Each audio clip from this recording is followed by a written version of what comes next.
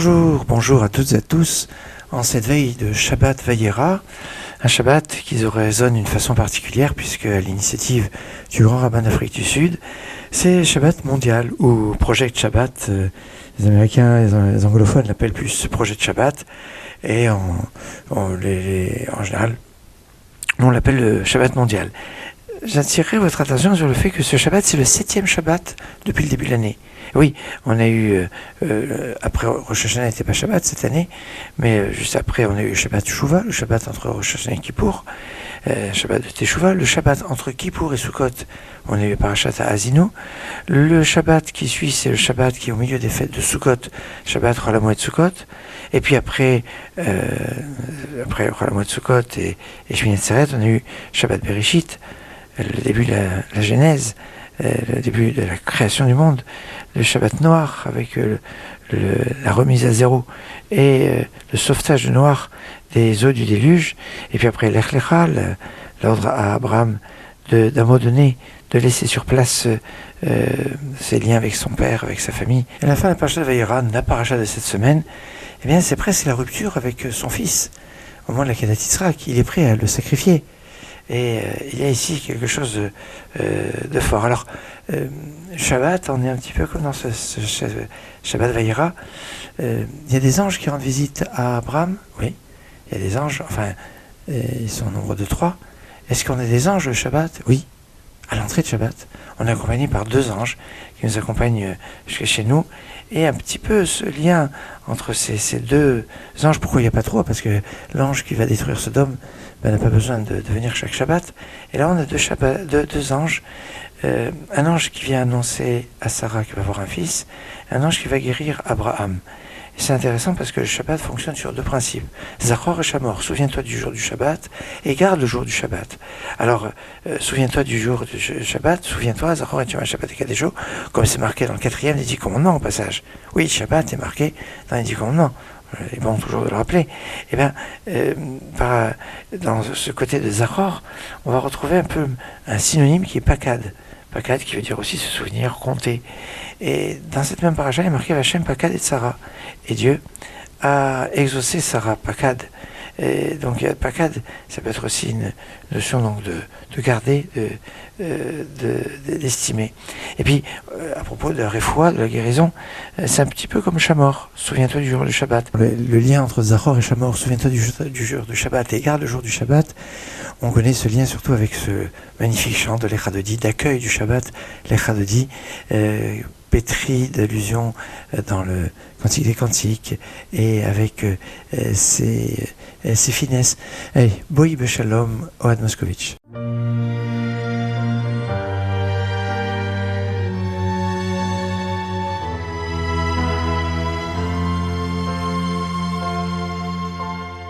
Boi Beshalom, Ateret Ba'aladam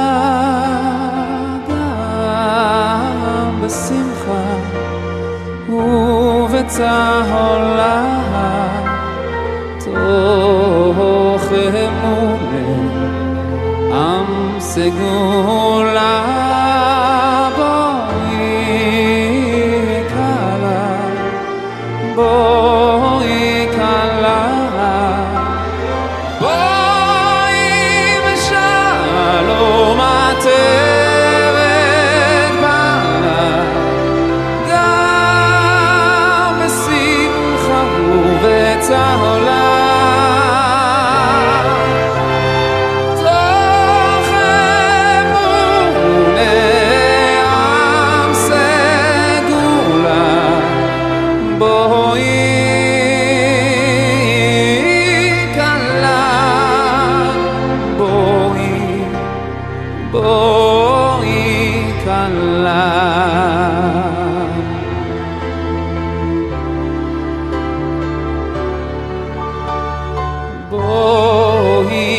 ושם עטרת בעלה גם בשמחה ובצהלה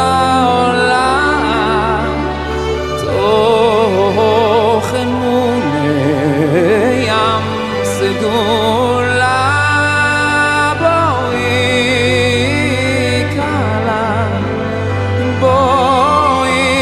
kala boi v'shalom ateret bala gam b'simcha ובצהלה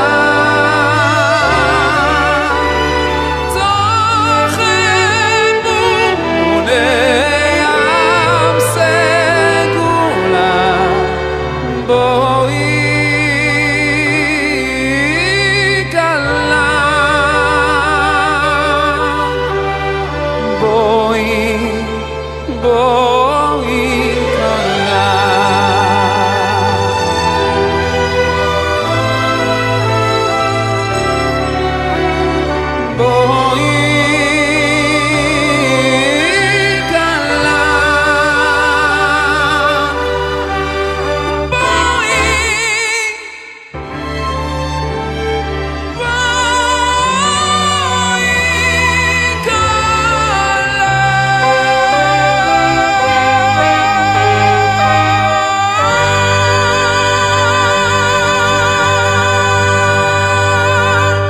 Avant vous parler un peu de Shabbat, on va revenir.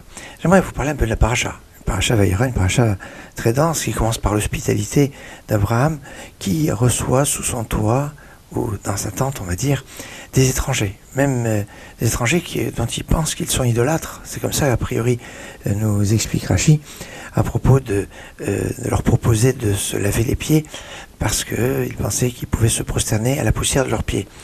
Et alors, d'un côté, c'est comme des idolâtres. Ce sont des idolâtres qu'il reçoit chez lui. Et à la fin de la paracha, c'est le paradoxe. Dieu lui dit de lui offrir son fils, et Abraham est prêt à s'exécuter, à sacrifier son propre fils. Il y a quelque chose de terrible. Mais il y a quelque chose, une question qu'on ne se pose pas. Elle est où Sarah? Et tout simplement, on n'a pas dit à Sarah, ni Dieu n'a révélé à Sarah ce que Dieu a demandé à Abraham, ni Abraham ne dit à Sarah ce que Dieu lui a demandé. Il se lève tôt le matin, il part, il dit rien à personne, et il s'en va. Pourquoi? Alors une explication sera que parce que Sarah était plus forte, plus grande en prophétie qu'Abraham. Et comme elle était très, très plus grande qu'Abraham en prophétie, elle aurait pu déceler dans la demande de Dieu qu'il n'y avait pas à sacrifier leur fils, mais à l'élever en holocauste, à le placer sur l'autel et à faire comme si qu'ils allaient l'offrir en holocauste. Et là, Sarah l'aurait compris exactement, sans que, comme Abraham a compris qu'il fallait aller jusqu'au bout et le sacrifier. Non. Alors ça, c'est une lecture qui présente Sarah au niveau spirituel plus importante qu'Abraham. Mais une deuxième lecture, une lecture, on va dire, plus terre à terre, c'est que si Sarah avait eu vent de cette demande de Dieu, certainement elle aurait poussé son mari à le faire. Oui, même si c'est son fils, que sacrifice. On sait combien les femmes, à travers toute l'histoire, ont toujours été volontaires, ont toujours été dévouées et ont été prêtes à sacrifier des choses les plus chères pour elles. Et il y a ici quelque chose de fort. Ce Shabbat, on sera le 18 Marcheshvan. 18 Marcheshvan, c'est jour anniversaire de la Hiloula, jour anniversaire de la disparition du père de notre maître, du Rav Raphaël Baruch Toledano, Rabbi Baruch, comme on l'appelait. Rabbi Raphaël Baruch Toledano est né en 1880 et il niftar en 1970. Il va avoir une place particulière et un peu spéciale dans l'échiquier rabbinique, puisque c'est un Rav séfarade de Meknes, du Maroc, qui va être très proche du Rav Shach et qui va être très proche de Rabbanim et apprécié par des Rabbanim Ashkenaz. C'est quelque chose. En tout cas, le Rabbi Raphaël Baruch Toledano a écrit les paroles d'une chanson très très connue, qui est chantée par tout le monde, qui est Ashwar al-Shira. Et Ashwar al-Shira, je voudrais proposer que Auriel Elia de nous l'interpréter.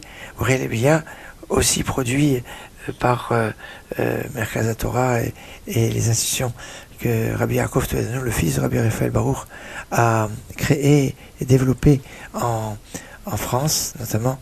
Et ça, c'est l'hommage qu'on pourrait rendre à Rabbi Raphaël Baruch Toledano, et grâce à notre ami Auriel Elia. השורר שירה.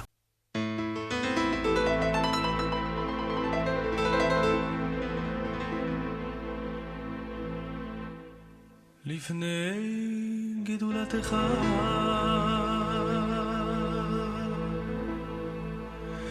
אעמוד ואתבהל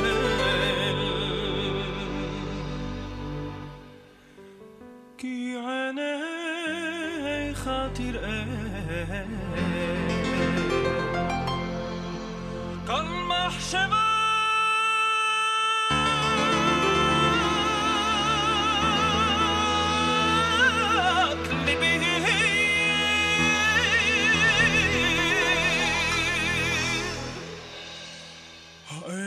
אפלתי יוצר גווייתי הקשיבה רינתי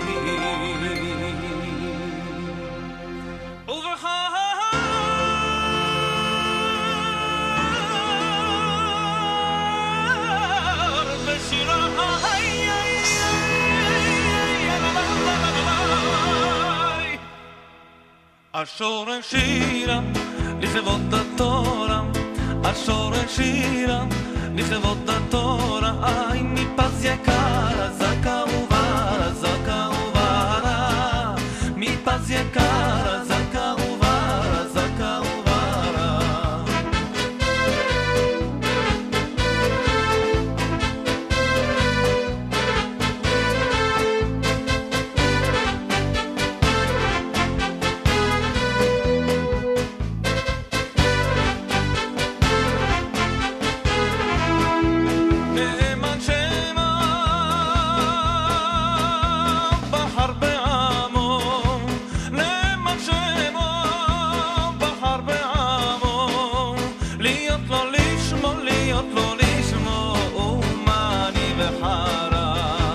השורש שירה לכבוד התורה השורש שירה לכבוד התורה איי מפז יקרה זכה וברה זכה וברה מפז יקרה זכה וברה זכה וברה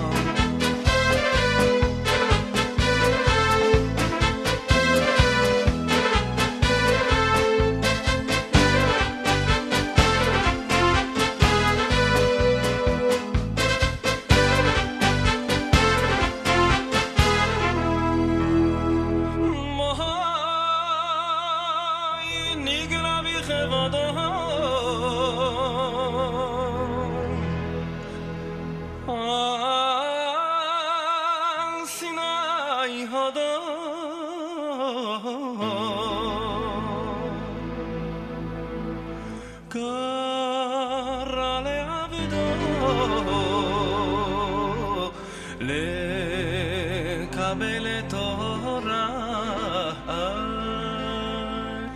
ברוך אבינו אשר זיכנו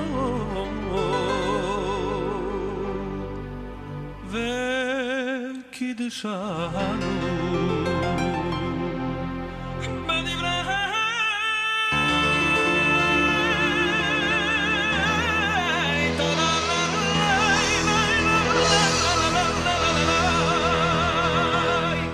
השורש שירה לכבוד התורה השורש שירה לכבוד התורה איי מפז יקרה זכה וברה זכה וברה מפז יקרה זכה וברה זכה וברה טרלי לי לי טרלי לי לי טרלי לי לי טרלי לי לי לה לה לה לה לה לה לה לה לה לה לה השורש שירה לכבוד התורה השורש שירה לכבוד התורה מפז יקרה זכה וברה זכה וברה מפז יקרה זכה וברה אוי זכה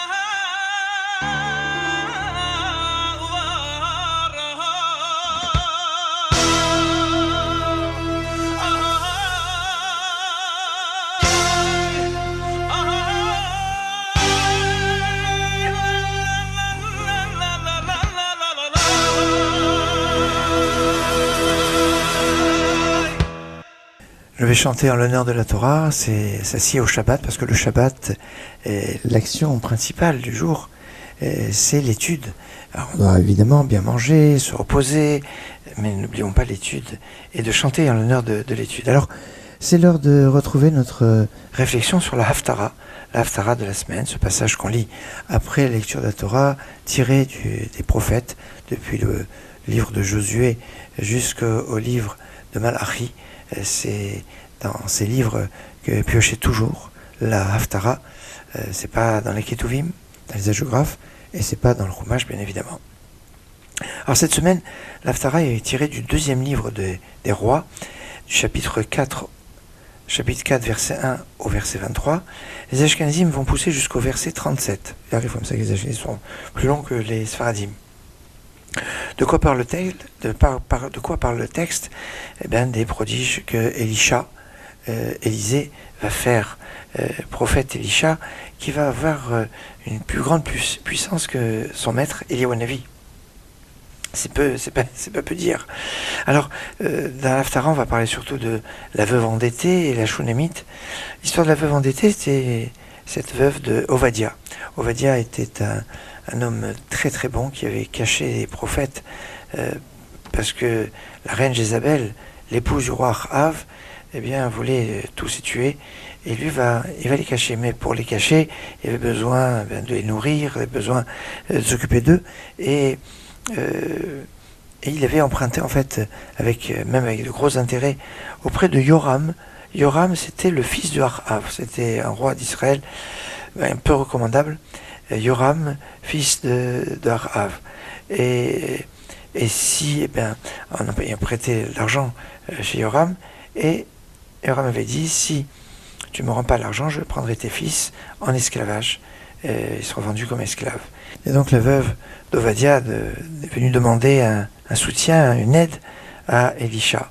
Il va dire, qu'est-ce que tu as dans la maison parce que la bracha, pour qu'elle puisse prendre effet, eh bien, il faut qu'il y ait un minimum de quelque chose. Qu'est-ce que tu as dans la maison? Elle a dit, j'ai Akima sur Shlamen, j'ai un vase d'huile, c'est tout ce que j'ai. Il a dit, bon, tu vas chercher, tu vas demander à toutes tes voisines, à toutes tes connaissances, de te prêter des ustensiles vides, des bassines, des jerrycans, de toutes sortes d'ustensiles vides. Et tu vas rentrer chez toi, tu vas t'enfermer avec ton fils, et tu vas prendre ta fiole, où à la base il y avait que tout petit peu d'huile, et elle sera intarissable. Et tu pourras, de cette façon, eh bien, vendre cette huile et vivre, rembourser toutes tes dettes et vivre paisiblement et confortablement jusqu'à la fin de ta vie. Fin de cet épisode, de cette scène, on pourrait dire, de ce moment important d'Élisha qui sauve une personne de la famine avec un miracle manifeste. L'autre histoire, c'est l'histoire de la Shunamite. La Shunamite est une femme qui habitait dans la ville de Shunem, et elle va dire à son mari, regarde, on a souvent le prophète Élisée qui passe par notre ville et qui est en général hébergé chez nous. Alors elle dit, il faudrait qu'on puisse avoir la possibilité de l'accueillir comme il faut. C'est là, Aliat Kirketana, on va faire une petite, construire une sorte de premier étage, et on va lui placer un lit, une table et une chaise, et puis une menorah pour pouvoir étudier la nuit, parce que c'était nécessaire. Et elle va faire donc ça, et avec son serviteur Gehazi va dire, peut-être ce serait bien qu'on puisse lui faire quelque chose en échange de cette dame qui nous accueille avec autant de délicatesse et d'engagement. Alors Élisha veut dire, est-ce que tu veux que je parle aux autorités pour du bien? Et on va lui faire remarquer à Élisha que cette femme n'a pas d'enfant. Mais elle n'a pas d'enfant, mais son mari est âgé. Tiens, elle n'a pas d'enfant et son mari est âgé, ça nous parle exactement les termes de la paracha quand on annonce à Sarah qu'elle va avoir un enfant. Elle était elle-même âgée et flétrie, mais elle avait son mari qui est Zaken. Et donc, est-ce qu'elle pourrait avoir un enfant?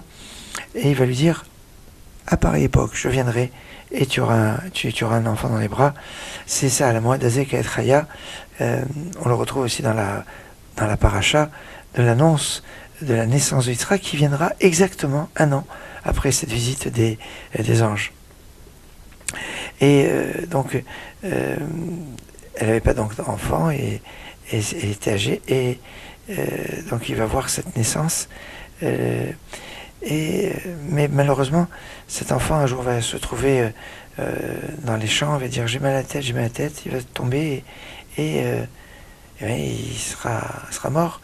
Alors de suite sa mère a dit je vais voir le tzaddik, je vais voir Elisha et je vais lui demander. Et donc Gehazi, alors c'est là où s'arrête la Haftarah d'Avarit Sefarad. Dans les Ashkenaz, il y a une suite avec Gehazi qui va être chargée. Alors donc elle va arriver, elle va dire à Elisha ce qui s'est passé, et Elisha va charger Gehazi, son serviteur, de prendre son bâton et de le mettre sur l'enfant. Le problème, c'est qu'il dit tu vas directement, tu parles à personne et tu vas faire de suite cette mission.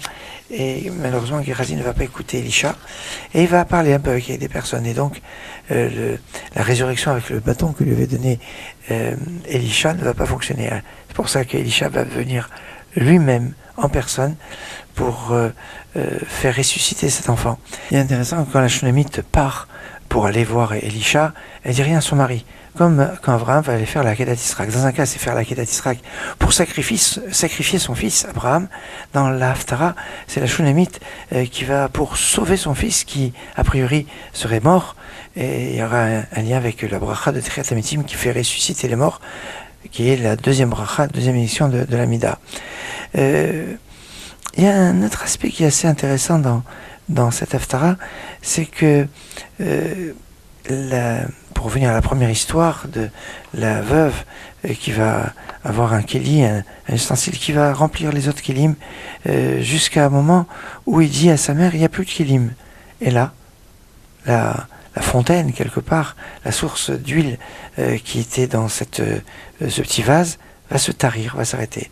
C'est que quand un homme dit ça y est, c'est terminé, bien que Hachem limite les choses.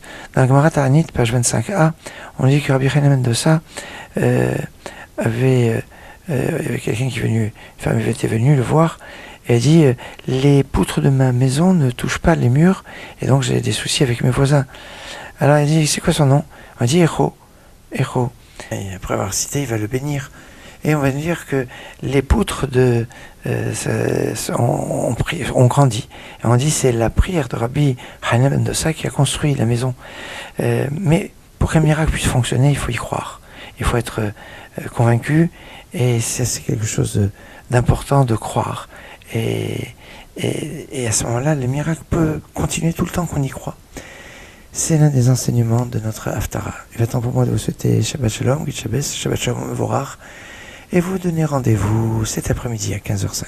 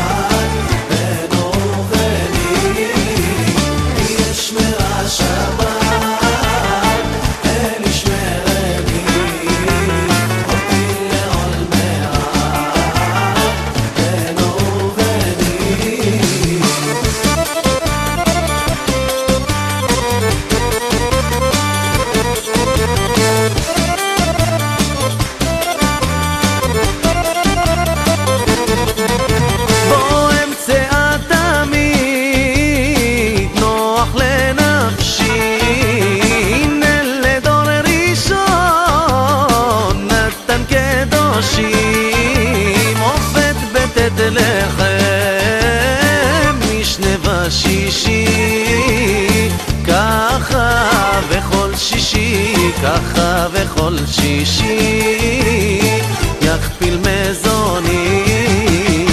יש מהשבת אל ישמרני אותי לעול מעט בינו וביני. יש מהשבת אל ישמרני אותי לעול מעט בינו וביני.